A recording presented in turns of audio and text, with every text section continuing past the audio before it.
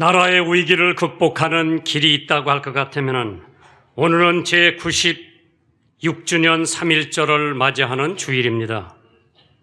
3.1절은 1919년 3월 1일 정오를 기해서 한민족이 일본의 식민 통치에 항거하고 독립선언서를 발표하는 한국의 독립의 의사를 세계 만방에 알린 날입니다. 온 민족이 총궐개하여 평화적 시위를 전개한 날입니다. 그거를 전개하고 26년 만에 하나님께서 대한민국의 해방과 독립을 주신 줄 믿습니다. 대략적인 통계에 의하면 이 독립운동에 참가한 인원수가 약 220만 명이라고 합니다. 그 당시 우리나라의 인구가 노약자 아이들을 빼고 나면 약 1,000만 명 정도가 되는데, 그렇다면 이 중에 약 5분의 1이 이 운동에 가담했다고 하는 결론입니다. 독립선언서에 성명한 민족 대표 33인은 16명이 기독교인이었습니다. 3.1운동은 기독교인이 중심이 되었던 운동이었습니다. 국내에서 3.1운동을 시작한 곳이 서울, 평양, 정주 모두가 기독교 중심지였고 많은 목사와 장로들이 3.1운동을 주도했습니다. 그리고 첫 번째 만세를 부를 장소는 대부분 교회당이었었다고 역사에 기록이 됩니다. 3.1운동 당시에 전국 각지에서 모였던 집회 횟수는 1,542번이고 부상당한 사람이 15,961명이고 검거당한 이가 46,948명이었고 살해된 사람이 70,509명이었다고 합니다. 그런데 살해된 분들이 대부분 기독교인들이었다고 합니다. 3.1운동의 피검자가 기독교인이 가장 많았고 그 중에서도 여성 피검자의 경우는 기독교인의 65.6%가 되었다고 합니다. 당시 총 인구에서 기독교인의 비율은 1.5%밖에 안 됐었고, 또한 전국에 가장 큰 참여를 입은 곳은 교회당이었습니다. 그 중에 대표적인 교회는 제암리 교회입니다. 1919년 4월 15일 오후 2시 일본 경찰과 헌병은 제암리에 있는 모든 교인과 동네 사람들 약 30명에게 알릴 것이 있다면서 교회 당위로 모이라고 했습니다.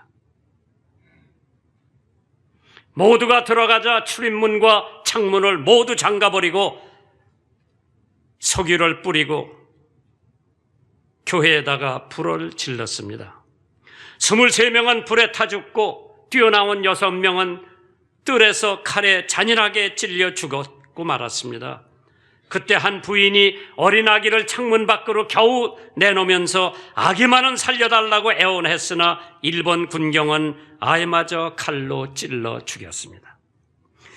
예수님께서 검을 가지는 자는 다 검으로 망한다고 말씀했습니다. 마태복음 26장 50절에 예수께서 가라사대 친구여 네가 무엇을 하려고 왔는지 행하라 하신데 이에 저희가 나와 예수께 손을 대어 잡았다고 했습니다. 이에 예수께서 이르시되 네 검을 도루칩에 꽂으라. 검을 가지는 자는 다 검으로 망한다고 말씀했습니다. 타골이라고 하는 사람이 일찍이 아시아의 황금시대 동방의 밝은 등대였던 코리아, 그 등불 다시 한번 켜지는 날에 그대는 동방의 밝은 빛이 된다고 했습니다. 한민족의 사명이 있었다고 할 것 같으면 돌아가신 신현균 목사님이 다음과 같이 말을 했습니다. 한민족의 사명은 제사장의 사명에 있다고 했습니다. 제사장이 하는 일이 뭐냐? 하나님을 섬기는 일이라고 했습니다. 두 번째 제사장의 사명은 기도의 사명이라고 했습니다. 세 번째 제사장의 사명은 제물을 바치는 사명이라고 했습니다. 오늘 한국교회가 이만큼 발전하고 3.1운동을 앞장서서 했는데 26년 만에 하나님께서 1945년 8월 15일 우리에게 해방과 광복의 기쁨을 갖다 주셨습니다. 세 번째 제사장의 사명이 있다고 할 것 같으면 바치는 사명입니다. 한국교회처럼 잘 바치는 단체가 없으리라 믿습니다. 예로부터 우리 민족은 자기의 희생을 하여 남을 구하는 민족성을 지니고 있었습니다. 그런데 서양 문물이 들어와 그런지 아파트는 왜 들어와 가지고 떡을 나누어 먹기는커녕 앞집 뒷집도 모르고 지내는 형편이 지금 대한민국입니다. 제가 어려서는 가을에 떡을 하면은 동네 다 돌렸는데 지금은 내가 어느 권사님 장로님 댁에 아이스크림을 한번 사가지고 초인종을 눌렀는데 그 새 눕갈만한 눕가락에다 누가 내다보면서 나 김장한 목사인데 아이스크림을 장로님한테 드리려고 갖고 왔는데 문 좀 열어주십시오. 그러니까 우리 주인이 도움이요. 그러니까 식모라고 그랬지 옛날에. 누가 와도 문을 열어주지 말라고 그랬습니다. 5분 동안 기다려도 문을 안 열어줘서 할 수 없이 아이스크림이 다 녹아가지고 그냥 쓰레기통에다 버리고 온 적이 있습니다. 이게 대한민국 현주소예요. 한민족이 또한 사명이 있다고 각각해놓으면 선지자의 사명이라고 했습니다. 하나님께로 받은 메시지를 그 시대에 전달하는 것이 우리 선지자의 사명입니다. 한민족이 또 사명이 있다고 할 것 같으면 천국 건설하는 데 사명을 지니고 있다고 했습니다. 느헤미야는 애국자 중에 애국자였습니다. 비록 포로 생활을 하고 있었지만은 수산궁에서 아닥사스 왕의 수종을 드는데 그래도 좋은 자리에 있었던 것 같습니다. 조국에서 온 형제에게 조국의 소식을 들었습니다. 환난과 능욕을 민족이 받고 있고 예루살렘 성은 회파되었다고 하는 소식을 듣고 성문은 소화되었다고 하는 소문을 들었을 때 그는 조국을 위해서 눈물을 흘렸다고 했습니다. 두 번째, 그는 조국을 위해 회개했다고 했습니다. 세 번째, 그는 조국을 위해서 금식 기도했다고 했습니다. 오늘날 우리나라는 총체적인 위기에 처했다고 사람들은 말하고 있습니다. 누가 이 조국을 위하여 울며, 누가 이 조국을 위해 회개하며, 누가 이 조국을 위해 금식하고 기도하겠는가? 바로 여러분과 제가 아닌가 생각을 해봅니다. 위대한 이태리의 개혁자 갈리바디라고 하는 사람이 어떤 날 수천 명의 청년들 앞에서 청년들이여 조국의 자유를 위하여 분기분절할 용기는 없는가라고 외쳤을 때에 한 겁 많은 청년이 나서면서 선생님, 만일 제가 나가 싸운다면 제게 무슨 보상이 있을까요? 이때 그 개혁자의 대답은 엄하고도 위험 있는 대답이 떨어졌습니다. 보상? 그것은 부상과 배고픔과 죽음이다. 그러나 기억하라, 네 상처로 말미암아 이태리는 자유를 누릴 것이다. 이 말에 청년은 용기를 얻어 그럼 나는 죽을 각오를 하고 나가서 싸우겠습니다. 스가랴 8장 7절에 만군의 여호와가 말하노라, 내가 내 백성을 동방에서부터 서방에서부터 구원하여 내리라. 조국의 위기 소식을 들은 느헤미야는 눈물을 흘렸다고 했습니다. 느헤미야 1장 4절, 내가 이 말을 듣고 앉아서 울고 수일 동안 슬퍼하며 하늘의 하나님 앞에 금식하며 기도했다고 했습니다. 한국의 느헤미야는 지금 어디에 있습니까? 이 조국을 위해서 눈물을 흘릴 사람을 찾고 있습니다. 눈물은 강철도 녹인다고 했습니다. 칼빈이 말하기를 기도의 눈물, 이것이 성도의 무기라고 했습니다. 오늘 한국 사람들 눈에서는 눈물이 말라버렸습니다. 보복으로 치닫고 있는 한국 정치 상황, 남이 잘 되는 것을 보지 못하는 민족, 양보와 관용이 사라진 지 오래된 우리 민족입니다. 큰일을 한 사람들에게는 반드시 눈물이 많이 있었습니다. 다윗도 눈물이 많은 사람이었습니다. 내가 탄식함으로 군핍하여 밤마다 눈물로 내 침상을 띄우며 내 요를 적셨다고 시편 6편 6절에 기록을 해놨습니다. 자기 죄 때문에 눈물이 많은 사람이었습니다. 밧세바 사이에 낳은 아들 병들어 죽게 되었을 때 그가 흘린 눈물은 자기 요를 띄울 수 있을 정도로 많은 눈물을 흘렸다고 했습니다. 그 많은 눈물을 흘렸기에 다윗은 왕 중의 왕이요 이스라엘 민족을 평화롭게 다스린 사람입니다. 예레미야도 눈물이 많은 사람이었습니다. 그래서 예레미야를 가리켜서 weeping prophet, 눈물의 선지자라고 했습니다. 유대 백성의 우상 숭배와 하나님의 배신에 대해 눈물로 호소한 예레미야였습니다. 어찌하여 내 머리는 물이 되고 내 눈은 눈물이 될꼬, 그렇게 되면 살육당한 딸 내 백성을 위하여 주야로 곡한다고 한 예레미야 선지자. 오늘 한국의 예레미야 선지자가 어디 있는가? 나라와 민족을 위해서 눈물을 흘리고 있는 선지자가 어디 있는가?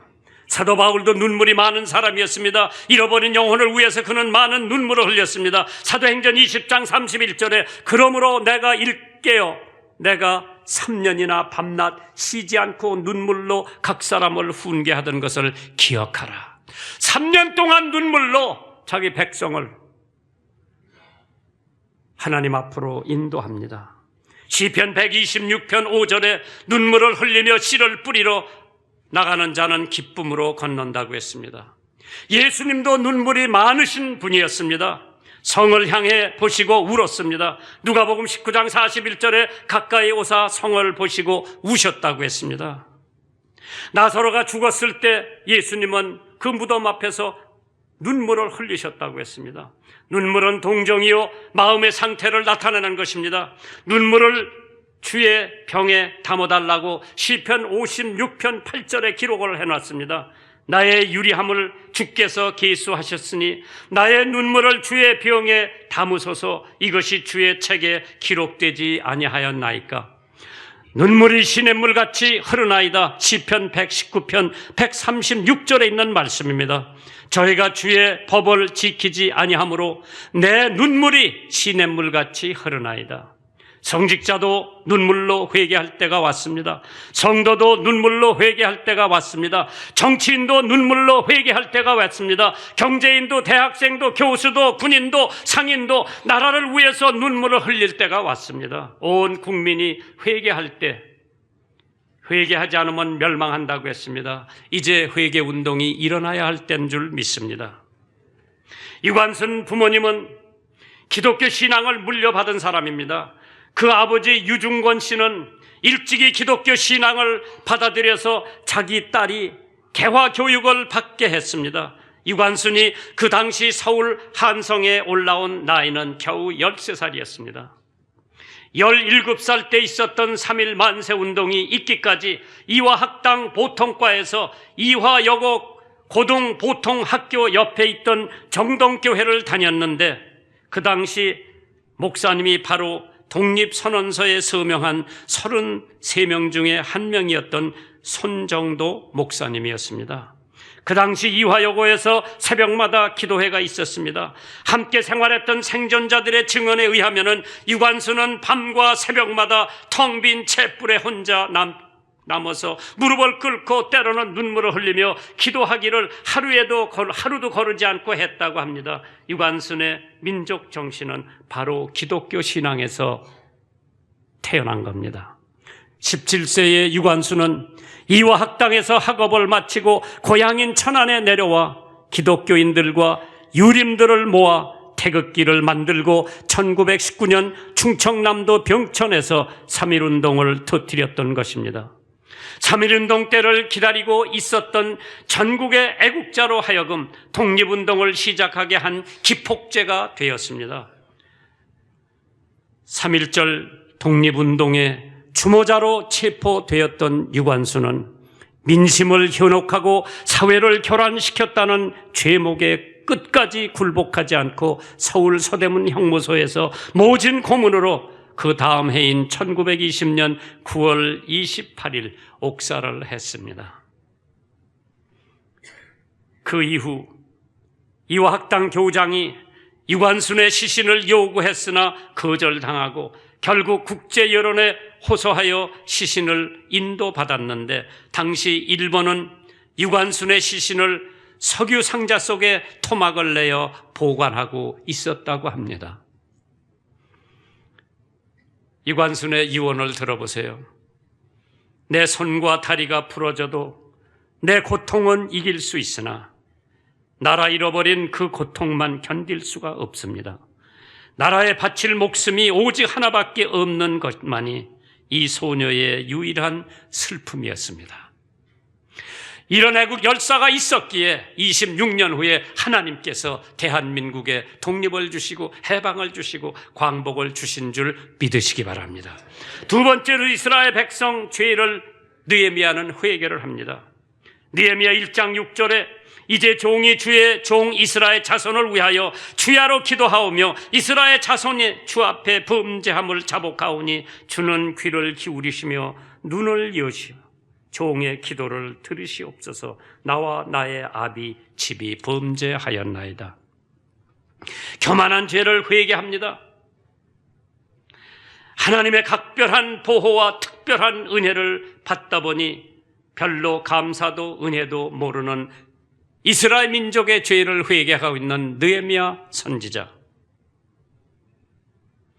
우상을 섬기던 이스라엘 백성의 죄를 느헤미야가 회개합니다.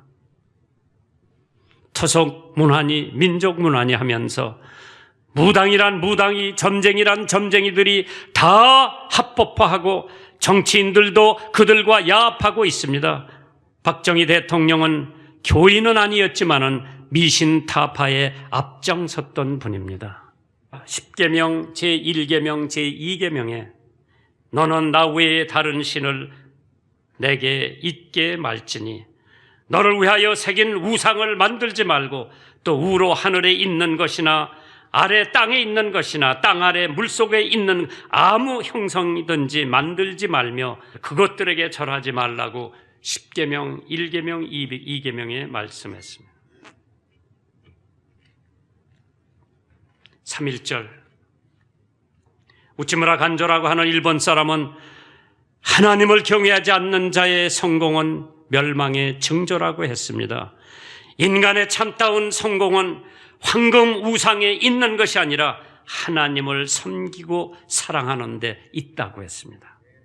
세 번째로 느헤미야 1장 4절에 느헤미야는 유대 백성들을 위해서 금식하며 기도했다고 했습니다.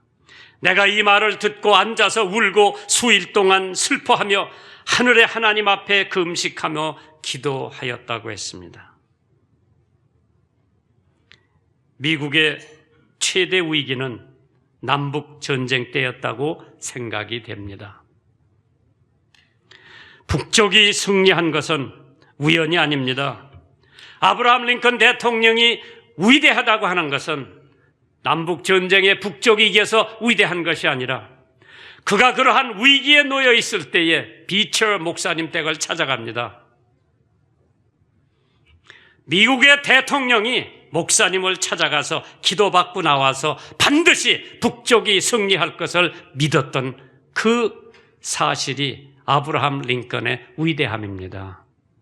아브라함이 그만큼 겸손하고 그만큼 하나님 앞에 남북 전쟁을 맡겼기 때문에 하나님께서 장군은요, 유명한 장군은 북쪽에 있지 않고 남쪽에 있었어요. 로버트 리라고 하는 장군은 세기의 가장 위대한 장군이었습니다. 에이브라함 링컨이 말하기를 로버트 리 같은 장군이 북쪽에 없는 것이 천만다행이라고 그래서 왜? 그래야 북쪽 사람들이 하나님을 의존했기 때문에요.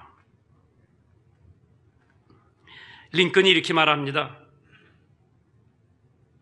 북군의 승리는 기도의 승리였습니다. 우리에게 남쪽에 있는 로버트 리 같은 명장이 없었음이 오히려 다행이었습니다. 그래서 우리는 기도로 하나님께 더욱 의지할 수가 있었기 때문입니다. 사랑하는 성도 여러분, 여러분의 가정에 위기가 온다. 여러분의 교회에 위기가 온다. 여러분 나라에 위기가 온다. 다른 거 없습니다. 금식하며 기도하는 거. 슬플 때, 큰일이 있을 때 하나님 앞에 기도해야 됩니다. 전도할 때 기도해야 됩니다. 영교를 위해서도 기도해야 되고 통일을 위해서도 기도해야 되고 경성함을 위해서도 기도해야 되고 금욕을 위해서도 기도해야 되고 가장 여러분의 일이 잘 됐다고 할 때에 사탄과 마귀는 역사를 더하는 법입니다. 그때 기도해야 됩니다. 갈라디아서 5장 24절에 예수 그리스도의 사람들은 육체와 함께 그 정욕과 욕심을 십자가에 못 박으라고 했습니다. 그 음식의 목적이 뭡니까? 사역을 시작할 때 예수님은 40일 금식을 하고 마귀를 이기셨습니다. 마태복음 4장 2절에 40일 밤낮으로 금식하신 후에 줄이신지라고 했다. 모세도 40일 금식을 하고 십계명 율법을 얻었습니다. 엘리야도 금식하고 호렙산에서 하나님의 음성을 들었습니다. 느느웨 사람들 금식으로 하나님의 진노를 면했습니다. 참 위기를 당했을 때 해결할 수 있는 유일한 길은 금식밖에 없는 줄 믿습니다. 제가 잘 아는 미국 애틀랜타의 제1장로교회 성도 1,000명이 금식 기도를 시작합니다. 왜? 그들은 금식 기도에 능력이 있다고 하는 것을 믿었기 때문에 자기 교회에서 조금 떨어진 곳에 한 70야드 떨어진 곳에 숲이 있는데 그 땅을 구입해서 일부는 녹지대로 보존하고 일부는 선교센터를 짓겠다는 확고한 꿈을 가지고 있는 교회였습니다. 그런데 리처슨 주택회사에서 그 땅을 매입해가지고 66채의 콘도를 짓기로 하고 당국에 토지 용도 변경 신청을 냈습니다. 애틀랜타 제1장로교회는 법적으로 싸워서는 도저히 이 콘도 건축 계획을 막을 능력이 없다고 판단하고 하나님께 매달려 간절히 금식 기도를 시작합니다. 그런데 하나님의 응답은 싸우지 말고 금식하고 기도하라고 하는 말씀이었습니다. 이에 전 성도가 참여하여 릴레이 금식 기도를 선포하고 건축 반대 서명을 한 뒤에 금식 기도를 시작합니다. 그런데 바로 놀라운 일이 일어났습니다. 금식 기도를 시작한 지 일주일 후에 열린 토지 변경 공청회에서 놀랍게도 한 관계자들이 교회에서 금식 기도를 한다는 소식을 듣고 감동을 받아 공청회를 연기하기로 결정합니다. 교회에서 공청회 개최를 연기해달라고 요구는 했지만은 매우 갑작스러운 결정이어서 모두들 놀라지 않을 수가 없었습니다. 특히 공청회에 참석했던 조지아 주의 대표적인 일간지 알랜타 저널이라고 하는 신문은 기자가 1,000명이 금식 기도한다는 내용을 머리 기사로 크게 다루었습니다. 신문은 지금까지 이러한 문제가 발생하면 건축 반대를 표시하는 모자나 티셔츠를 입고 항의하거나 환경오염물 상징하는 죽은 물고기 그림을 들고 시위를 벌였는데 이처럼 싸우지 않고 많은 사람들이 조용히 금식 기도로 대응하는 것을 본 처음이라고 신문에 보도가 됩니다. 그러자 건축사 측에서 교회에 1,800평 40만 달러 상당을 무상으로 헌납하고 교회와 콘도의 경계 부분에 60피트의 녹지대를 남겨놓겠다고 밝혔습니다. 아울러 개발 규모도 대폭 줄이겠다고 상상할 수 없는 제안이 들어왔습니다. 이에 대해 교회는 기꺼운 마음으로 건축회사와 합의를 해주었다고 합니다. 이것이 금식 기도의 결과입니다. 일제압제하에서 우리가 하나 되어 자주독립을 외쳤듯이 크리스찬들이 먼저 연합을 이루고 더 나아가 한반도가 주님의 은혜로 통일되어 분단의 아픔을 씻어내고 순교의 피가 흐르는 이 땅에서 주님의 말씀을 가지고 세계 선교의 비전을 이룰 수 있기를 주님의 이름으로 축원합니다. 우리가 나라를 위해서 마음을 찢고 주님 앞에 기도로 나아갈 때 나라가 총체적인 위기를 극복하고 이 땅 가운데 하나님의 뜻이 이루어지고 주님의 나라가 임하며 남북이 통일되고 우리 민족이 가장 평화롭게 살 수 있는 그때가 올 것을 믿으면 금식하고 기도하고 눈물을 흘리며 회개하고 조국을 사랑하고 다시는 외세의 침략이 없는 대한민국이 되기를 주님의 이름으로 축원합니다.